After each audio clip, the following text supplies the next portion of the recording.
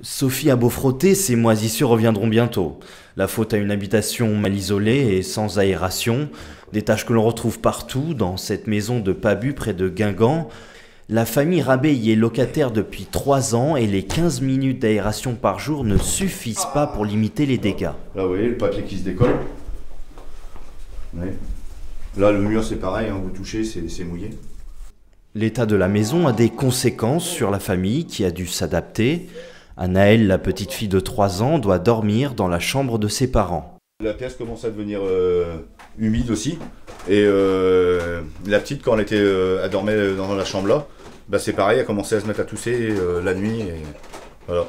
Elle faisait que se réveiller la nuit. Depuis qu'on l'a mis de l'autre côté, ça va beaucoup mieux.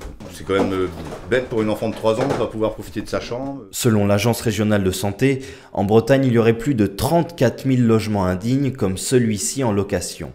Pourtant, des aides existent pour les propriétaires. À Guingamp, par exemple, la communauté de communes peut financer jusqu'à 50% des travaux de rénovation.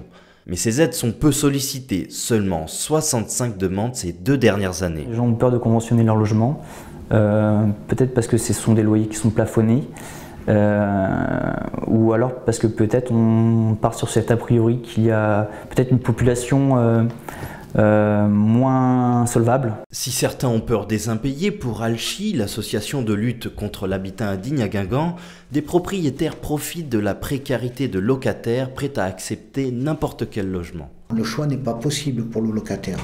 Si vous ne louez pas une cave, vous êtes dans la rue. Qu'est-ce que c'est? Le mieux, c'est d'être quand même dans une cave. L'association espère un sursaut des pouvoirs publics pour empêcher la location des 7 à 8 logements déclarés insalubres chaque année dans les Côtes d'Armor.